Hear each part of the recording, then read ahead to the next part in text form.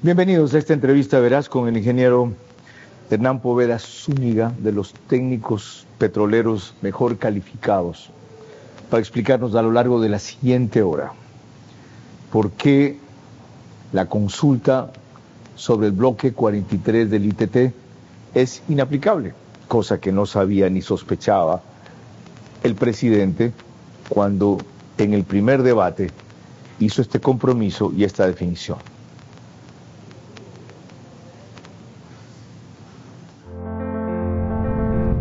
Pero mi voto personal va a ser sí. ¿Por qué? Porque de acuerdo al análisis de bancos como Nomura, Goldman Sachs y JP Morgan, en el cual he analizado a profundidad, el promedio del WTI, que es el petróleo que nosotros seguimos, el índice que nosotros seguimos en los próximos 5 años, el promedio no va a ser mayor de $70. Si se le resta los $8 por ser crudo pesado, el ecuatoriano es 62 y el costo del Yasuní es 58. Si es que se llegase a hacer algo de dinero, sería muy poco. Y aún así existe una posibilidad real, así sea mínima, de contaminación. Entonces, por esa razón es que votaría sí. Cuando el actual presidente dijo eso, desconocía seguramente, y eso creo yo, así como yo también, que esto no es viable o no sería viable. ¿Por qué principalmente, ingeniero Hernán Poveda? Bienvenido. Gracias, Carlos. Un saludo a la audiencia. El tema es muy importante porque reviste una implicación nacional. No es aplicable el resultado de la consulta, primero por la pregunta misma, que está estipulada o determinada en el dictamen de la Corte Constitucional, en donde la Corte Constitucional en el dictamen dice concretamente que se debe mantener el petróleo del bloque 43 debajo del subsuelo. Geológicamente, el globo terráqueo está constituido del suelo, el subsuelo, lo que es el cial, luego tenemos la corteza, luego tenemos el manto y tenemos finalmente el núcleo. Los minerales, oro, petróleo, cobre, etcétera, etcétera, están en el subsuelo. Debajo del subsuelo no hay exploración, debajo del subsuelo no se ha hecho una búsqueda de ningún tipo de minerales. Los minerales que estamos explotando en el Ecuador, tanto metálicos como no metálicos, líquidos y gaseosos, están en el subsuelo, no debajo del subsuelo. Es decir, hay una imposibilidad física, dicha por un técnico. Esta es la arista que vamos a explorar, entre otras cosas, y al final terminar incidiendo en Petroecuador, desde luego, a lo largo de los próximos 60 minutos.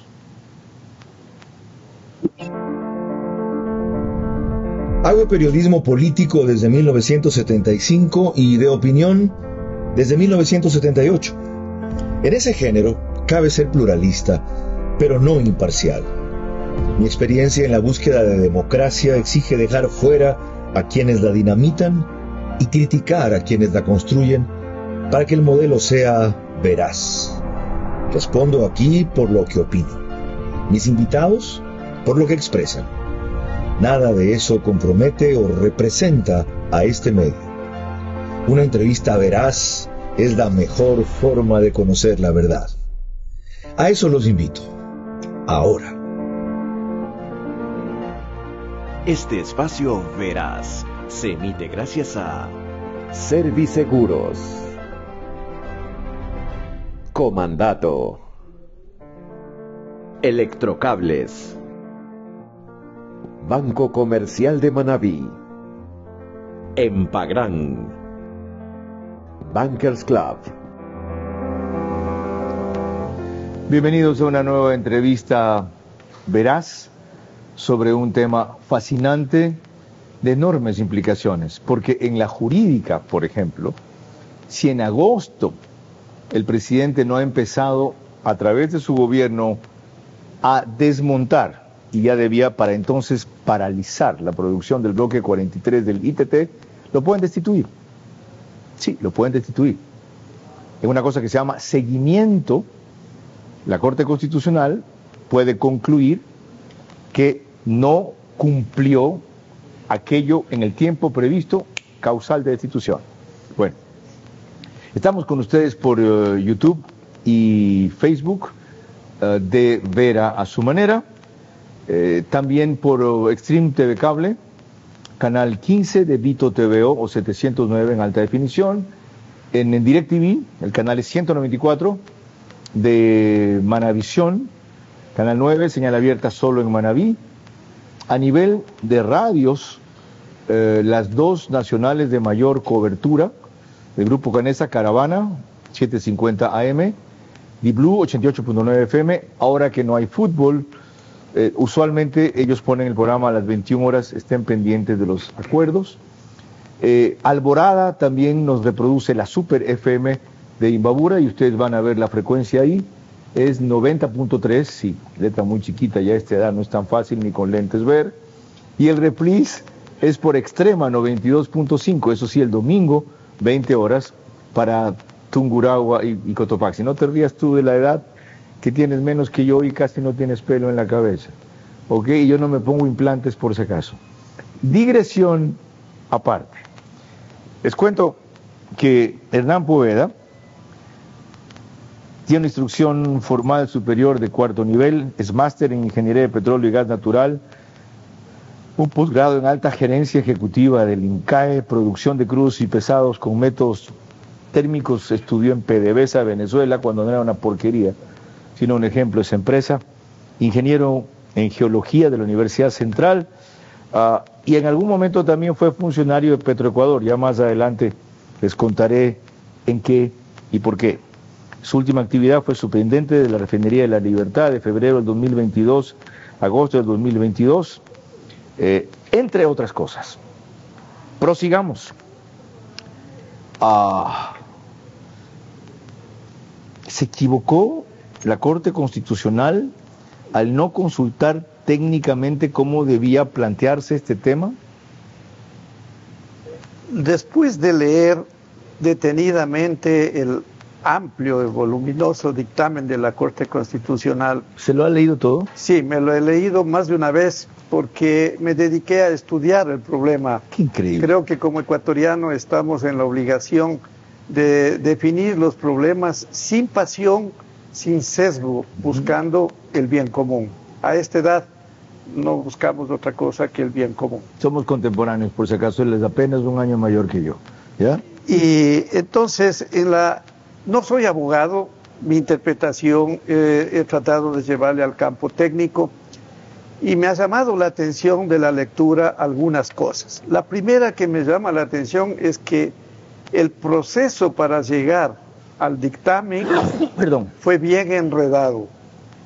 Hubieron en el interín documentos que fueron rechazados, procedimientos que fueron corregidos, etcétera, etcétera. Sí, había una insistencia, obviamente, por parte interesada en rectificar errores, etcétera, hasta llegar al dictamen por segunda ocasión, el primer dictamen fue negado, en la segunda oportunidad fue aceptado. Es decir, en el camino se fueron dando cuenta que no estaba correctamente manejado el tema en lo técnico. Así es. ¿Ya? Y el dictamen es aprobado por 5 jueces, pero es con voto salvado de 3 jueces constitucionales, que me permito dar los nombres, claro, porque creo que son unos patriotas y sobre todo creo que son jueces muy probos, sin decir lo contrario para los que han aprobado. Y aquí resalto la personalidad del doctor Richard Ortiz, de la doctora Carmen Corral Ponce y del doctor Enrique Herrería Bonet, quienes en su voto salvado expresan tácitamente que el proceso es ilegal e inconstitucional. ¿Por qué causas, sin que entremos en lo jurídico? Argumentan varias causas de ilegalidad en cuanto a la formalidad del proceso mismo de la consulta popular. Es decir, la Corte ya fue advertida y la mayoría no coincidió. Así es. Y la inconstitucionalidad, entre otras las que resalta en el dictamen, es de que la consulta debió haber sido circunscrita al área de influencia, es decir, a las provincias de Napo, Orellana y Sucumbío, que es donde se realiza el proyecto de explotación petrolera. Cosa similar que ocurrió con la consulta del Chocó andino, en donde se consultó solamente en la provincia de Pichincha. Qué bien, veo que sin ser abogado usted ha entendido bien el tema. Ahora, uno que lo entiende con posterioridad es el presidente. Y él ya apela a que es inviable el cumplimiento de esa pregunta, pero se refiere más a dos elementos. El tiempo, 1 año, ya el costo, la disponibilidad de recursos que el esfuerzo demanda. Miren cómo se lo dijo a Liz Valareso y Milton Pérez en una entrevista reciente con ellos.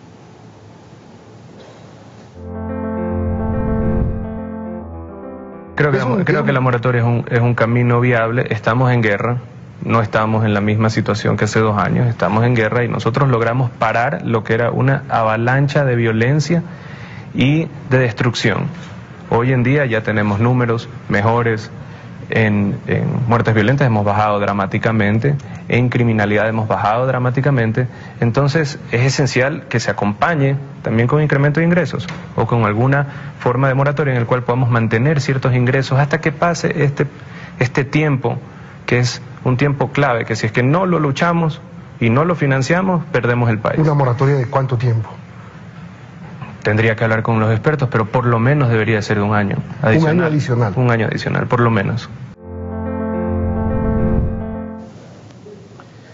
Fíjese que es responsable la respuesta. Tendría que hablar con los expertos. De lo poco que había consultado, mínimo requeriría 1 año. Es decir, en 2 se podría empezar, no concluir el desmontaje. Y empieza diciendo que no hay recursos para eso. Ahora, alguna vez, ya van a ver ustedes la cantidad de veces que he hablado con Hernán Poveda en el programa radio, 2 veces, en Veraz su manera, por lo menos 1. Esta es la primera vez que está en Veraz y por Zoom un par de consultas adicionales, por lo menos 6 veces. Porque lo que no se repite no se fija, lo que no se fija no se recuerda y lo que no se recuerda no se hace. El problema es que esta es una materia muy técnica. Ya una vez hablamos con usted antes de esto y no me mencionó el motivo que usted evidencia ahora, que el petróleo no está bajo el subsuelo y que por lo tanto técnicamente es impracticable. Entonces más bien hablamos de otros problemas. ¿De cuánto costaría? ¿Cuánto es la estimación ahora de cuánto costaría? Carlos, en realidad hay varios... Si es que fuese viable. Sí, hay varios temas por los que es inviable la consulta. Aparte del mencionado, Aparte. el petróleo no está bajo el subsuelo, Sí, como bueno, dicen. Eso es fundamental. Ya, ok. Pero Supongamos aparte, que estuviera. ya, ¿De dónde viene? ¿Cómo calculan el costo? El costo se calcula en base a las actividades que hay que realizar para cerrar el bloque y dejarlo tal como estuvo en condiciones iniciales, como dice el dictamen de la Corte Constitucional. Dice, como estuvo en condiciones iniciales. Así dice. ¿Eso qué implica? Primero, dejar de producir. Segundo, sacar de cada pozo, son 250 pozos, sacar todas las herramientas, bombas, empacaduras, etcétera, etcétera. Luego de eso hay que evacuar el líquido que queda dentro de los pozos, petróleo, agua, etcétera, y bajar un tapón de cemento. ¿Por qué? La gente piensa, los que no conocen la complejidad y técnica de la materia, esto es como cerrar la llave, señores. ¿Ya? ¿Por dónde está saliendo? Por este tubo, coge, pone un corcho al tubo, como si fuera botella de vino, ya fuerte, sellado, duro, y se acabó la vaina. ¿Por qué no se puede hacer eso? Es que ese tapón tiene que venir desde abajo, es decir, tapando el yacimiento por donde sale el petróleo al pozo. ¿Por qué? ¿Por qué? Si simplemente esto está fluyendo hasta acá, no quieres que salga, tapa acá. ¿Por qué tienes que bajar acá?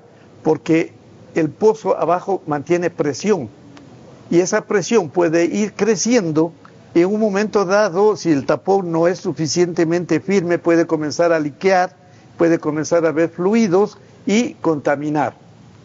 ¿Se ha hecho esto antes en alguna parte del mundo? Bueno, matar los pozos, sí, pero cuando los pozos ya están muertos, ya no tienen petróleo. Claro, porque ahí ya no hay presión, pues ahí es fácil, y ahí no sigue subiendo crudo. Así es, acá no. Eso se llama matar los pozos. Matar los pozos, sí. ¿En ninguna parte del mundo se ha hecho una operación como esta? Ninguna parte. Ese es el ensayo que se está haciendo aquí. ¿En serio? En serio. No hay un registro en el mundo que hayan cerrado un campo en plena producción.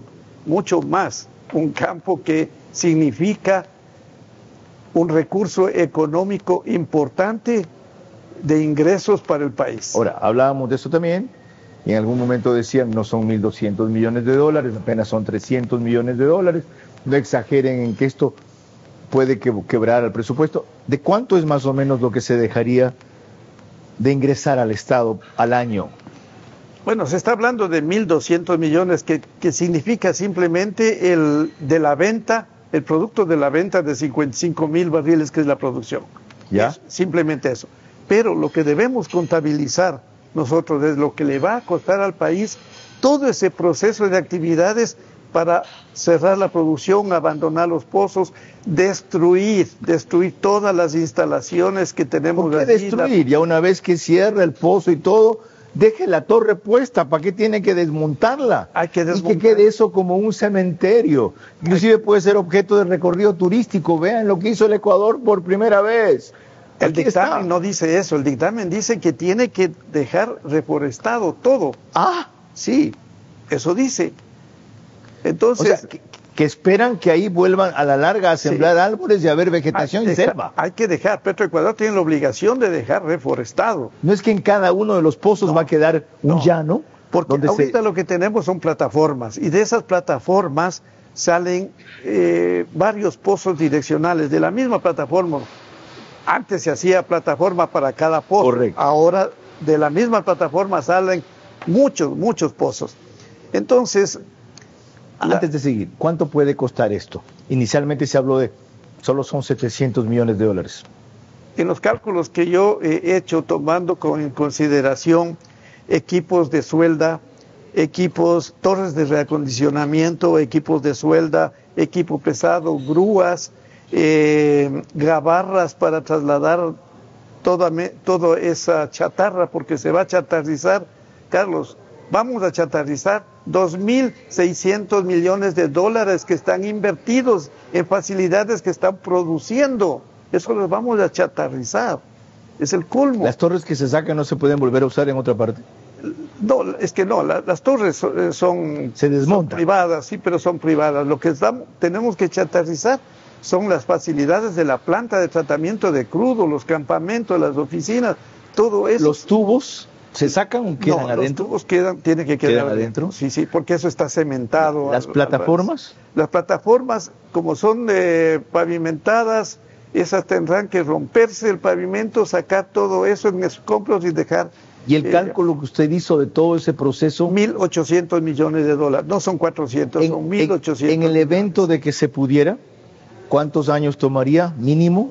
De 3 a 5 años, todo depende de la cantidad de equipos que se tengan que meter. Pero aquí viene otra cosa, que en el mismo dictamen de la Corte Constitucional limita o prohíbe a Petroecuador celebrar contratos que tengan que ver con esta actividad del ITT. Es decir, no podemos contratar, Petroecuador no podrá contratar más torres de reacondicionamiento, no podrá contratar más equipos de servicios, de grúas, etcétera, etcétera, porque está impedido. Es decir, es un tornillo sin fin el que se creó con esta consulta. Ahí tienen ustedes, el dictamen no solamente es impracticable o es inviable, para decirlo claro, es equivocado, sino que como no es materia de la especialidad de la Corte, no se asesoró bien o no le entendió a los asesores, recomiendan cosas contradictorias con el fin que dicen perseguir. De esto hablamos, como les dije varias veces, con Hernán Poveda. Hubo una en que le pregunté si había personal ecuatoriano para hacerlo.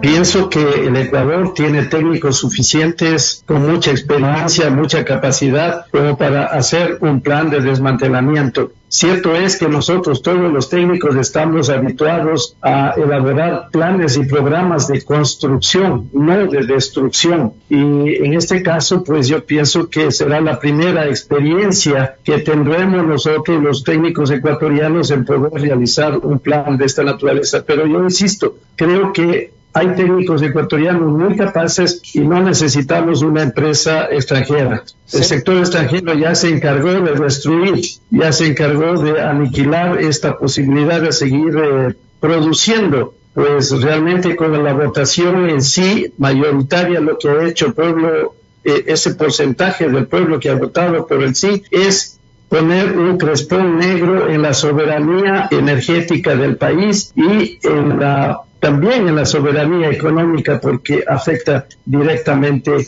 en este aspecto económico del desarrollo del país. Y sobre esos conceptos tengo solo una pregunta. Si nunca se ha hecho antes un desmantelamiento o un desmontaje como esto, ¿cómo puede usted afirmar o pudo usted afirmar que sí había técnicos ecuatorianos capaces de hacer ese plan de desmantelamiento?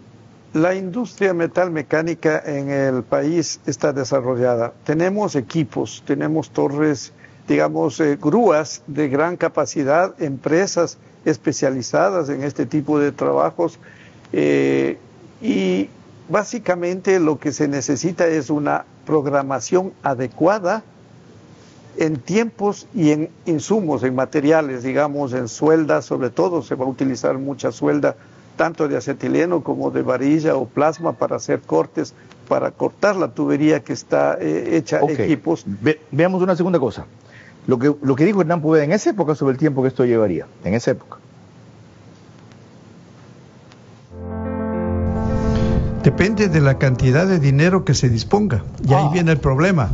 Otra cosa, ¿se tiene que ir desarmando pozo por pozo o se van, una semana se desarman 10, otra semana 10 más? Necesitamos un número grande de taladros para que atienda a cada pozo.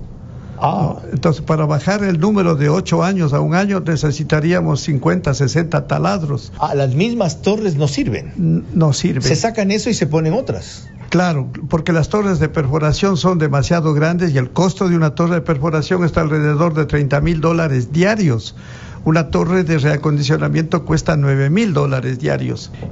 Aparte de eso necesitamos grúas, necesitamos montacargas, necesitamos otra opción. ¿Sabe qué? Tapemos simplemente los pozos, ¿ya?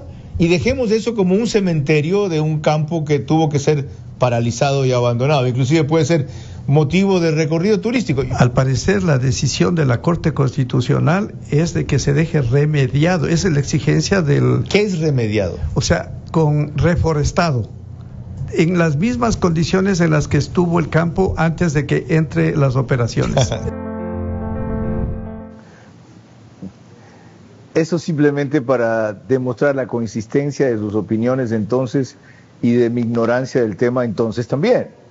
Ya ven que le hacía el mismo tipo de preguntas y él llegaba al mismo tipo de conclusiones. Pero ahí me falta una cifra. Si $1,200 millones es lo que dejaríamos de ingresar, cuando menos de esto toma 4 años, el costo sería 4.800 que dejamos de ingresar versus al menos 1.800 que usted dice que esta operación tomaría. 6.600 millones de dólares menos en 4 años. Y esto sin sumar el tiempo útil que tendrían esos pozos. ¿Para cuánto tendrían para producir si se los dejara seguir operando? En las condiciones actuales, mientras no se resuelva esta situación, los contratos terminaron, los contratos con las empresas de servicios terminaron en el año pasado, otros terminaron en el mes de enero de este año y hay uno que termina en mayo de este año. Si no se renovan esos contratos o se contratan nuevos servicios, la declinación de la producción de este bloque va a ir creciendo, va a ir decayendo.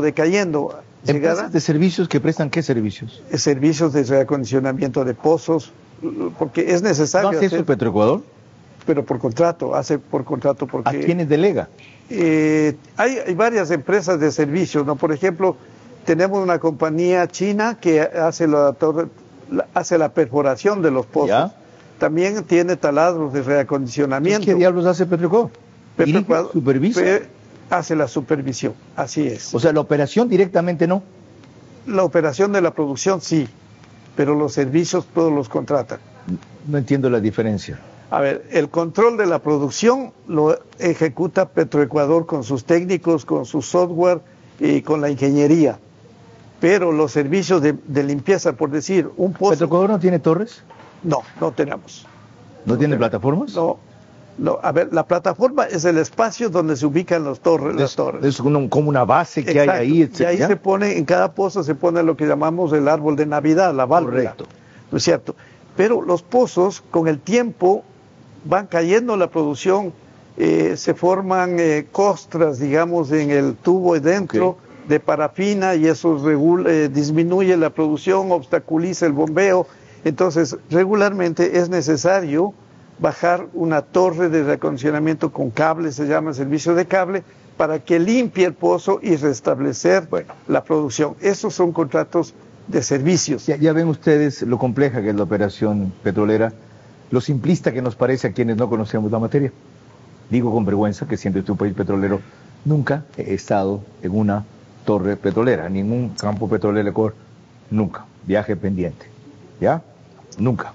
Fui el primer reportero que fue a un campamento Guaurani con Rodrigo Crespo en 1978 y estuve una semana ahí cuando hacía en directo con Polo Barriga y el Gato Vaquero era mi camarógrafo, diré a mi beneficio, en cambio, y casi no me dejan salir los Guaurani, de quienes me hice muy amigo, porque quería cambiarme su bodoquera, el jefe de la tribu, con mi cámara. Y estaba fascinado porque él venía y veía la imagen en mi cámara cuando se reproducía el video, se asustaba. Se acercaba otra vez y se asustaba. Era la primera vez que se veía ahí en movimiento y en blanco y negro. Supongo que su reflejo lo habrá visto en el agua del río, ya tenían espejos, pero eso nunca. Y él creía que eso era del mismo valor que su bodoquera, porque su bodoquera era su instrumento de vida, de supervivencia, de trabajo, que me lo estaba dando a mí. Y él veía que mi cámara era el mío. Explícale que no se puede. Y luego que me quieran dejar salir en la avioneta, que le llamaban machaca, y aterrizábamos en 300 metros de pista. Bueno, eso sí conocí. Entonces disculpen, ¿ya?, mi ignorancia, pero sirve para ilustrarles a ustedes de lo mínimo que hay que saber. Ya seguimos.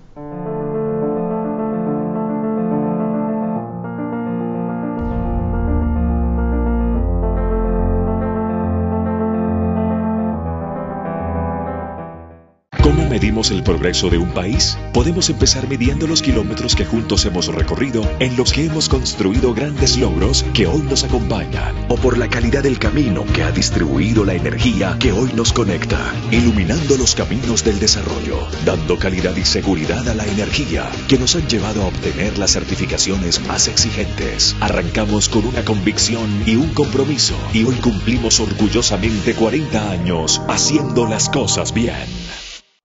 Cuando volvamos, entramos en lo de fondo. Hernán Poveda ya advirtió que esto era inaplicable.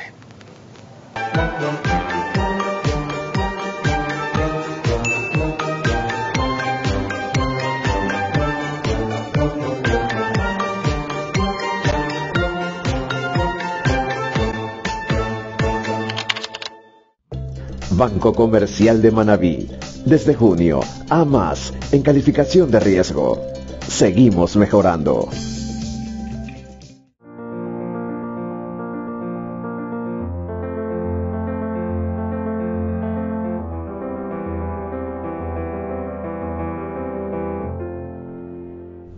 Esta es una entrevista veraz con el ingeniero Hernán Poveda Zúñiga sobre lo impracticable, inviable, equivocado, que es imposible, debería ser la palabra, detener la explotación petrolera en el bloque 43 del ITT, porque no está bajo el subsuelo, como dijeron. O sea, fue una pregunta engañosa, mentirosa, truculenta, lo que sea. Esa se hizo, esa se votó, esa no se puede. Y veremos las opciones que quedan en lo técnico, porque lo jurídico es muy fácil de rebatir y puede ser muy fácil de rever. Por consulta se puede deshacer lo que se aprobó en consulta. Ajá. Pero no se puede consultar sobre lo que estuvo equivocado, ¿sí me entienden? ¿Ya?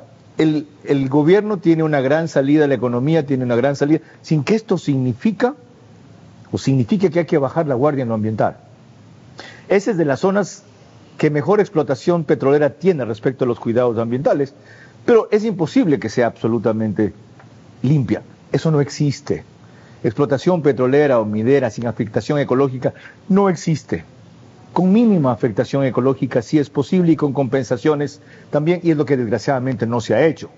Entonces, por eso los ambientalistas, que son generalmente la generación de marxistas encubiertos ahora con el discurso verde, o ahora muy hábiles para encantar a otros con algo que es cierto, que el planeta se nos está agotando, cogen esto como punto de lanza. Bueno, solo quiero recordarles que llegamos a ustedes gracias a Banco Comercial de Manabí.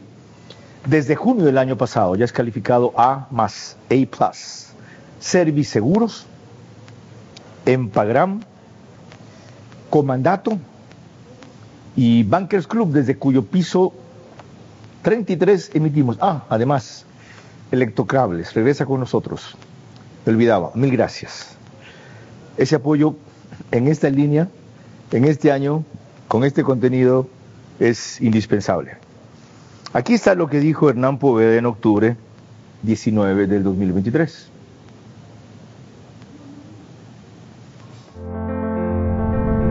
Por algunas razones. Primera, por el tiempo. Un año no permite desmontar todas las instalaciones del campo ITT del bloque 43. Es imposible.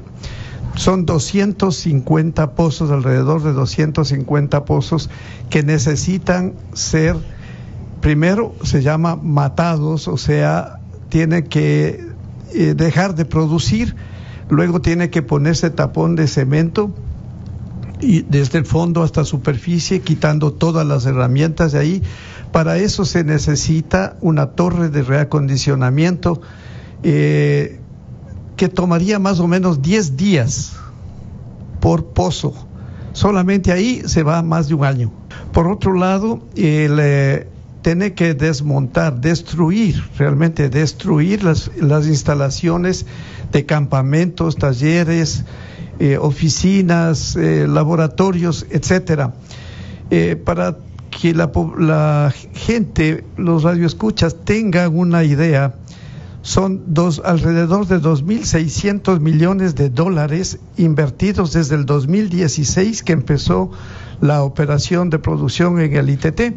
Hasta ahora, 2.600 millones, que se van a chatarrizar, que se van a destruir y eso se va a perder.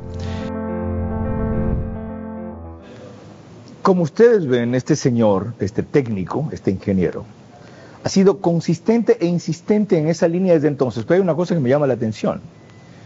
Esto fue octubre. ¿Por qué diablos usted no advirtió lo que ahora empezó diciéndome? Que el petróleo no está bajo el subsuelo y que eso era imposible.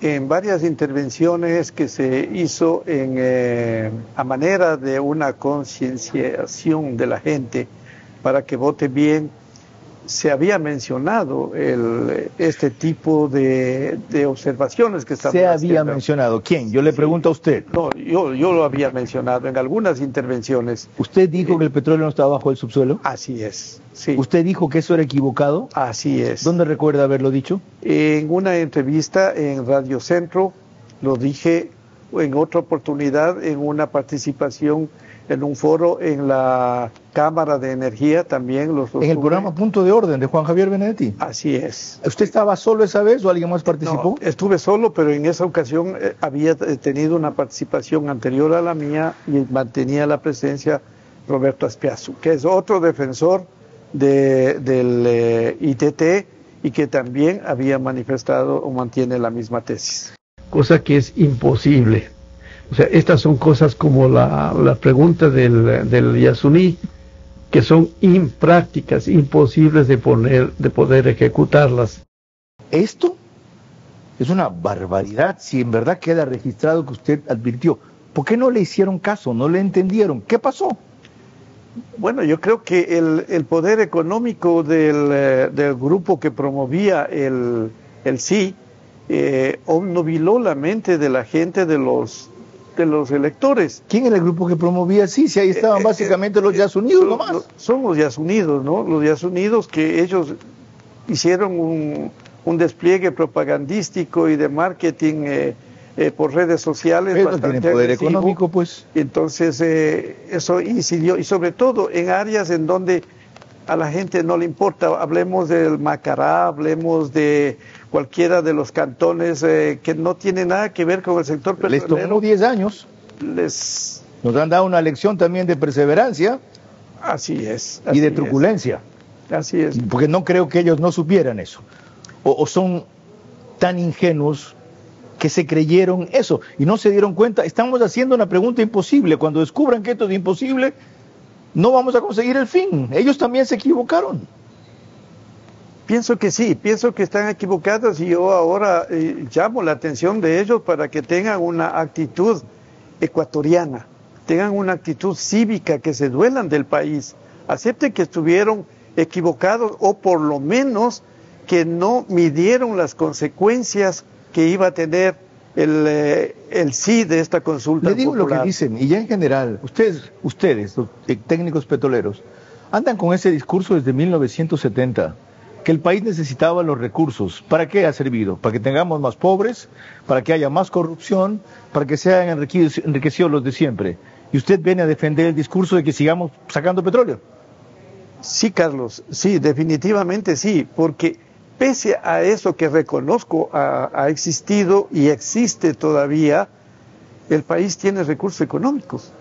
Pero si a eso le restamos los recursos económicos, ¿a dónde vamos a parar? ¿No? Ellos dicen entonces cambiemos primero el modelo, no cambiemos el sistema de recursos, porque no sirve, solo nutre el mismo modelo. Cambiemos el modelo. ¿Es posible cambiar el modelo? De acuerdo, para cambiar el modelo creo que tenemos que tomar decisiones drásticas, hay que tomar unas decisiones drásticas. Las empresas tienen su ciclo de vida. La empresa petrolera en el Ecuador nació como la Corporación Estatal Petrolera Ecuatoriana, CEPE. Yo cubría eso. José Carvajal Candel fue el primer gerente en la época de Jaime Roldós. Así fue. Y tuvo éxito. Y llegó un momento en que ya la empresa necesitaba una transformación, necesitaba de una revitalización. Petroecuador se formó entonces, se formó como una empresa pública con autonomía administrativa, financiera, económica, pero lamentablemente el arquitecto Sixto Durán Ballén, para igualmente dotar de recursos económicos para la guerra que sostuvimos en Paquiza, él quitó la autonomía administrativa y sobre todo financiera de Petroecuador para alimentar directamente los fondos de las ventas del petróleo a la cuenta del Banco Central, a la cuenta especial. Y ganamos la guerra, pero perdimos la empresa. Ganamos la guerra, pero perdimos la empresa, porque es un antro de corrupción y ineficiencia. Cambiar el modelo del país tomará tiempo, pero cambiar la estructura de Petroecuador puede ser y debe ser. Con eso seguimos.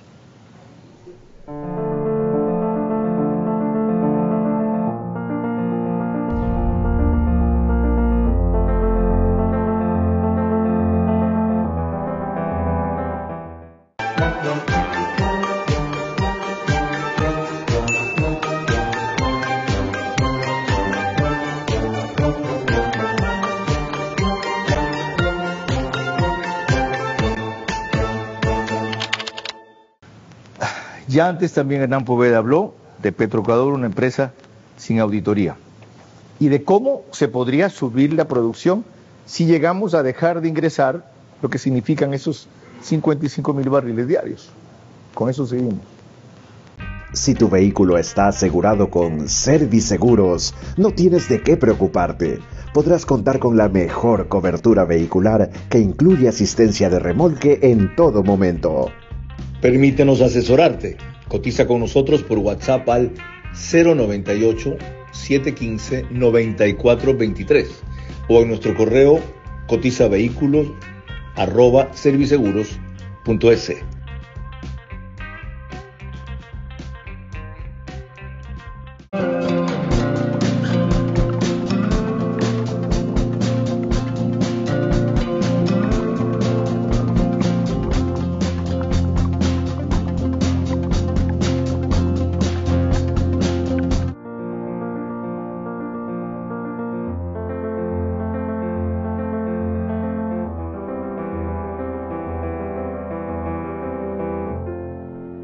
Tercera parte de esta entrevista con el ingeniero Hernán Poveda sobre la imposibilidad de cumplir lo que la consulta planteó sobre el bloque 43 del ITT, no solo por el tiempo que demora, no solo por el costo que tiene, sino porque planteó algo imposible: dejar de sacar el petróleo que está bajo el subsuelo. No hay petróleo bajo el subsuelo. Entonces, dejar de sacar nada es lo que diría la pregunta. Ya hemos analizado suficientemente técnicamente porque eso es más que inejecutable. ¿Y qué pasaría si alguien decide que eso tiene que cumplir el presidente, así como la posibilidad de cambiar la pregunta, dar un plazo adicional, o simplemente, si quieren llegar al extremo de que en derecho público se hacen las cosas o se deshacen las cosas como se hacen, ponerle una nueva pregunta? Y creo que el país ya habrá aprendido la lección. Bueno, estamos en Petroecuador. Si esto seguía como estaba planeado, yo le pregunté a Hernán Poveda cómo reponer esos 55,000 barriles diarios que perderíamos.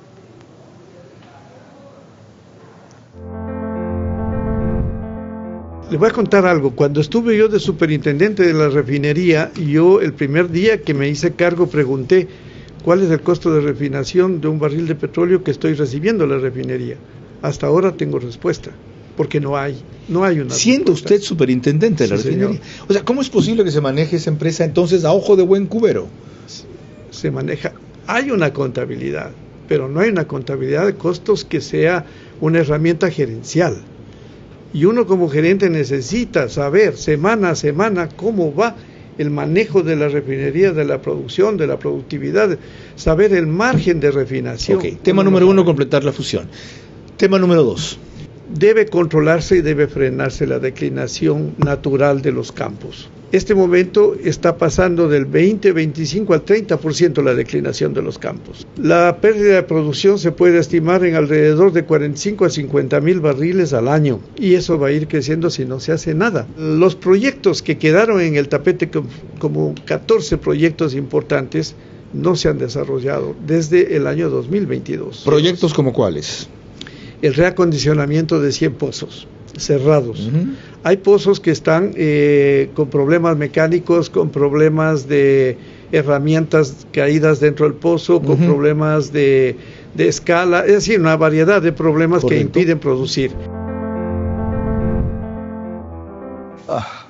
Hay tanto que preguntar aquí, pero le averiguo por qué cosas como esas que usted sugiere allí o plantea no son viables, se demoran, no se ejecutan.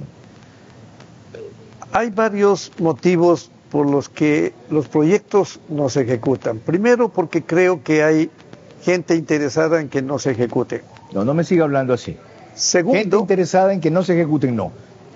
Esa gente tiene nombre. ¿Quiénes son? A ver, la gente que vende diésel, vende combustibles, la gente que fundamentalmente ellos, ¿no? ¿Y por qué les interesa a ellos? Porque perderían el negocio el momento en que, por ejemplo, las refinerías ecuatorianas produzcan más diésel, produzcan combustibles de mejor calidad, se reducirían las importaciones. Hay 3 refinerías, la más grande es la de Esmeraldas. La de Esmeraldas. ¿Es rescatable?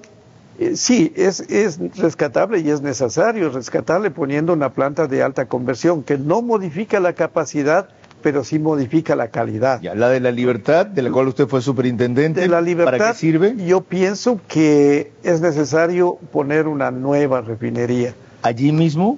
No, en Monteverde tendría que ser, porque el espacio no hay la contaminación, sería más grande por el tipo de crudo que está refinando, que se va a refinar, y por el tipo de proceso, porque al ser un proceso de alta conversión se va a generar inmensas cantidades de azufre que es necesario procesar. Okay. ¿Y en no puede estar... la de Shushufindi? La de Shushufindi es una planta que también se puede mejorar la capacidad de producción, sobre todo para incrementar producción de diésel y de mejor calidad. Okay. Los importadores de combustible son en principio los grandes enemigos de esta modernización. Bueno, todo sector en el que se vea afectado su bolsillo tiene su reacción y su resistencia. Ya, ¿no? pero además hay un problema. Decía Hernán Poveda, ¿cómo es posible que lo básico no se sepa en una refinería cuando fue el superintendente de la Libertad? ¿Cuánto cuesta refinar un barril de petróleo? ¿Era? Lo que usted Sí. ya. Hay algo más, y también se lo planteé en una comparecencia anterior. Ven. Si se pone en funcionamiento todos los proyectos que están planteados, que están propuestos, que son el reacondicionamiento de los 100 pozos como primer punto inicial, que eso nos da a muy corto plazo un incremento de producción. Segundo, que todas las empresas que tienen campos y operan bloques en el oriente perforen entre todas 100 pozos. 100 pozos con una producción de 500 barriles promedio. Podríamos incrementar la producción. Tenemos que aprovechar el gas de los mecheros que hay en el oriente. Solucionamos un problema ambiental que es una necesidad y un compromiso mundial, y nos beneficiamos de gran cantidad de dinero. ¿El tema mecheros es cuestión de un par de años? No tanto. ¿Qué es lo que tiene que instalar en la parte de arriba de los pozos para aprovechar el gas y no quemarlo? Bueno, es la captación, alguna válvula, una captación y un sistema de bombas, de compresores, etcétera, que lleven ese gas a una planta industrial de generación. No hay mucha magia. Por ejemplo, no hay mucha ciencia. Y todo esto, le decía yo, en una empresa sin auditoría. ¿Cómo es posible que no tenga una auditoría o contabilidad? La básica existe, pero profesional allí. ¿Cómo se puede operar sin eso? A ciegas. Así es. Yo pienso que la inestabilidad de los ejecutivos en Petroecuador ha hecho que se descuide algunos pasos fundamentales en la gestión gerencial. ¿Cuál es la causa de la inestabilidad? Política. ¿Qué es la política? ¿Qué? Las designaciones de gerentes por cuestiones de afinidad política o de compromisos políticos. ¿Y por qué no les place ninguno? Si los designa la propia EMCO, que la maneja el presidente, ¿qué es lo que pasa? Bueno, EMCO ya desapareció, está en proceso de la manejaba, tiene razón. Bueno, están enjuiciando a Ramón Correa. Así es, tiene orden de prisión. ¿Y si sabe usted por qué fue? Bueno, no sé que porque está adjudicó el contrato de seguros de Petroecuador sin tomar en cuenta un informe de la Contraloría que exigía, antes de adjudicar el contrato, creo que fue la Unión la que lo ganó, una actualización de los activos, que ya no valían tanto como antes, y que hubiera bajado el volumen del contrato a 77 millones de dólares, y lo adjudicaron por 99 millones de dólares. Eso se llama corrupción. ¿Qué permite la corrupción? Bueno, la corrupción permite la distorsión total de una gestión empresarial y finalmente la caída de una empresa. ¿Y cómo puede haber control de la corrupción en Petroecuador? A ver, Petroecuador es una empresa, a mi modo de ver, maltratada, que ha ido declinando en su calidad de gestión, pero que tiene un recurso valiosísimo, que es su recurso humano, el talento humano, técnico, profesional, bien entrenado y capacitado. ¿Me dice en serio? Joven. ¿O lo dice por compromiso con la gente que trabaja ahí? No, yo digo en serio porque, mire... ¿Y por qué ellos permiten esto? Es que no son todos. Hay grupos que están comprometidos con empresas de servicios. Y aquí la culpa no es solamente de Petroecuador, es de los corruptores, de las empresas transnacionales que a cambio de recibir sus favores corrompen a la gente. ¿Y esos grupos siguen allí? Claro que siguen. Son empresas grandes. ¿Actualmente? Actualmente. ¿Y quién tendría que cortar e impedir eso? El gerente, un gerente con arrestos. Tiene que ser un gerente. ¿Usted cree que basta tener lo que dijo el presidente Novoa, huevos de avestruz? Y cinturones puestos y sobre todo una calidad moral que pueda uno extender las manos mirar de frente a la cara de los contertulios y al público y a la gente, alguien que no tenga rabo de paja, ¿Sabe lo que pero pasa? que tenga firmeza en la acción, decisión. ¿Sabe lo que le pasa a ese gerente si es que hace lo que debe y tiene familia? Lo Sí. matan. Le mandan una foto diciendo, tú eres el moralizador de Petroecuador. A esto va tu nieto, a esto va tu esposa, a esto va tu hija, a esto va tu hija. Sigue con tu moralización. Bueno, hay formas en las que tiene uno que manejar estos problemas. ¿Cuáles son esas formas? Por ejemplo, yo pienso que Petroecuador, yo insisto que Petroecuador tiene que cambiar. ¿Cambiar qué? ¿De gerente? Sí, No, un acompañamiento de equipo nuevo, competente. Eso, estructura. Tiene que ser una empresa realmente. ¿Y no es una empresa? No es una empresa ¿Qué es? ahora. Es un ente burocrático. ¿Cómo Es un cambiar ente su público. estructura? Es haciendo una empresa. ¿No estaban fundiéndose Petroamazonas y Petroecuador? Una fusión por adhesión, no hay fusión, que creó problemas.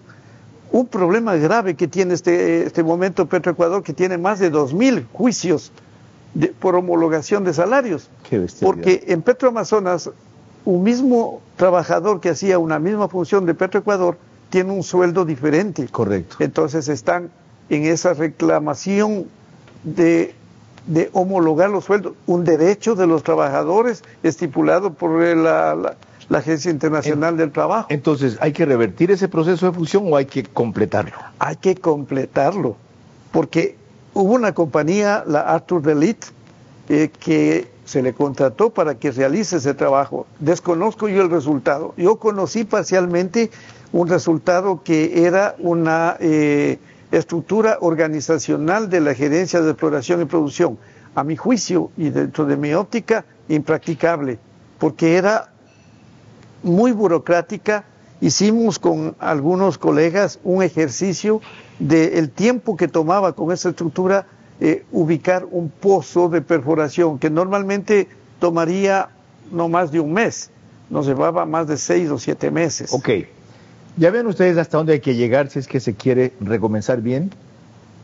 El hecho de lo ciclópea que sea la tarea no debe ni postergarla ni disuadirnos de hacerla o disuadirlos de hacerlo a quienes vayan a subir la responsabilidad, sino hacerlo con urgencia y con competencia. Preguntando a quién, a quienes saben. Con eso concluimos en breve.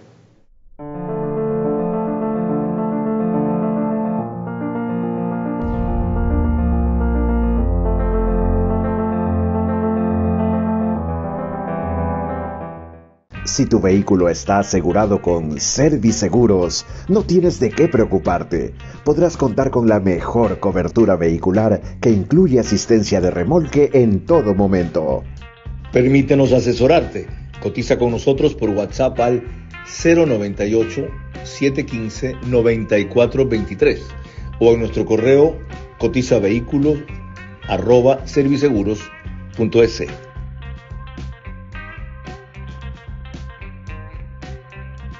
¿Cómo medimos el progreso de un país? Podemos empezar midiendo los kilómetros que juntos hemos recorrido, en los que hemos construido grandes logros que hoy nos acompañan, o por la calidad del camino que ha distribuido la energía que hoy nos conecta, iluminando los caminos del desarrollo, dando calidad y seguridad a la energía que nos han llevado a obtener las certificaciones más exigentes. Arrancamos con una convicción y un compromiso, y hoy cumplimos orgullosamente 40 años haciendo las cosas bien.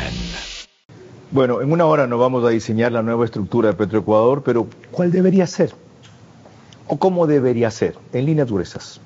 Con eso concluimos. Banco Comercial de Manabí. Desde junio, a más en calificación de riesgo. Seguimos mejorando.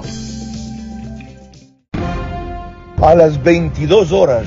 ¿Pero no te parece un abuso de la fuerza por una sola persona mandar a 3.000 efectivos cuando los necesitas en otros lugares que sí hay un brote de violencia? Es la única forma de ser eficaz. De lunes a viernes y domingos. Que el hecho de que estos indeseables atacaran un estudio de televisión, eso para cualquier periodista en el mundo es una noticia muy trágica. Entrevistas que hacen historia. Que estamos exigiendo siempre, deme, pero no cómo reestructuramos, que quieren que de afuera nos den la plata, pero acá el sacrificio de ninguna manera. y preguntas que abren caminos. Si el IVA queda como permanente, el 13%, que es la propuesta del gobierno, y el 15% solo por 2 años, más las otras medidas complementarias, ¿allí sí sería partidario usted del incremento del IVA? Vera a su manera. Lunes a viernes y domingos a las 22 horas. Por Facebook y YouTube. Vito TV, Extreme Canal 15 y 709 HD. Manavisión Canal 9, Manaví DirecTV 194. Radio Centro 101.3 FM.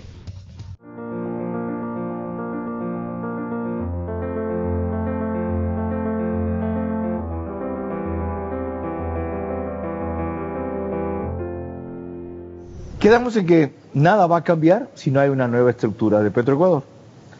Seguramente será motivo de otro programa, pero no concluyamos sin que nos dé una idea general. ¿Cuáles son las líneas matrices, los parámetros para una nueva estructura de la empresa que permita empezar a erradicar sus males? Tomar como modelo las empresas estatales, insisto, empresas estatales, no es una privatización, que son exitosas en el mundo. Aquí en Colombia tenemos Ecopetrol, una empresa exitosa. En Chile tenemos ENAP. Tenemos en Noruega una empresa que es realmente modelo. Son empresas estatales. Estas empresas estatales deberían venir al Ecuador y participar en todos los procesos de producción, refinación, comercialización, poniendo capital para mejorar los procesos, acortar en tiempo procedimientos, mejorar los procedimientos, capacitar a la gente. Resalto, tenemos gente muy capacitada, tenemos gente muy buena que tenemos que aprovecharla y de esa manera inclusive el Ecuador podría recibir, digo yo, una inyección inicial de un dinero en efectivo como un anticipo de utilidades. Porque se está transformando. ¿No? ¿Cuánto tiempo más o menos llevaría en esa línea reestructurar Petroecuador? Yo diría máximo unos 6 meses. Lo sabía. No olvidemos de que en el exterior hay empresas especializadas que fusionan, compran, venden empresas petroleras en procesos de tiempo muy cortos. ¿Y se puede hacer al mismo tiempo las dos cosas, caminar y masticar chicle, decimos los montuyos de mi tierra?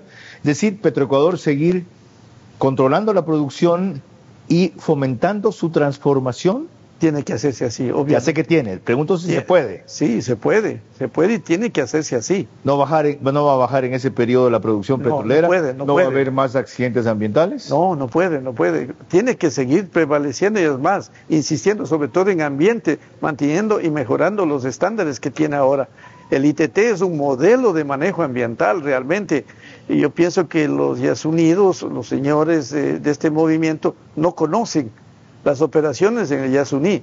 En el Yasuní hay como 6 o 7 procesos de control ambiental. Y es un modelo a nivel mundial del cuidado ambiental que se tiene en este campo. No hay una afectación mayor. Claro que hay una afectación. Obviamente que sí. Por decir un ejemplo solamente, hay pantallas asonorizadoras para que el ruido de los motores no pase a la montaña, a la selva. Entonces, hay mucho cuidado ambiental y mucha capacidad de los técnicos ecuatorianos. Gracias por la luz que usted ha echado en esta oscuridad, pero sobre todo por hacerlo persistentemente. ¿Por qué lo he invitado a Hernán Poveda? Porque es el único que yo conozca, deben haber más seguramente, no los conozco, que consistentemente a lo largo del último año ha estado haciendo esta advertencia, incluyendo aquello de que la pregunta está equivocada y es imposible dejar de explotar el petróleo bajo el subsuelo porque allí no está el petróleo. Ya ven entonces que felizmente el presidente del país no está en la encrucijada de comenzar a desmontar el bloque 43 del ITT. No se puede. Es que no se debe, no se puede. Y que hay caminos para la rectificación. Lo que tampoco debe servir esto es para fomentar la irresponsabilidad en la exploración y explotación petrolera y también en la minera. Cuidado con que como esto resultó un fiasco, porque eso es lo que ha resultado la consulta, ahora se quiera desmerecer todas las preocupaciones y las luchas de los ambientalistas, que si son bien entendidas y canalizadas y no manipuladas, resultan indispensables para hacer algo que es inevitable en el planeta, explotar sus recursos naturales con el máximo de cuidado ambiental. sino esto de que la tierra deje de girar o cambiemos el modelo y ahorita no saben cómo y dejemos de explotar el poco petróleo que nos queda, que solo será rentable en 20 años más. Es decir, en el fondo agudicen la pobreza y los conflictos sociales que nosotros nos vamos a vivir en carpas. A ver, pues empiecen ustedes primeros a vivir en carpas y no en el penthouse de la González Suárez, después hablamos. Hasta la próxima semana.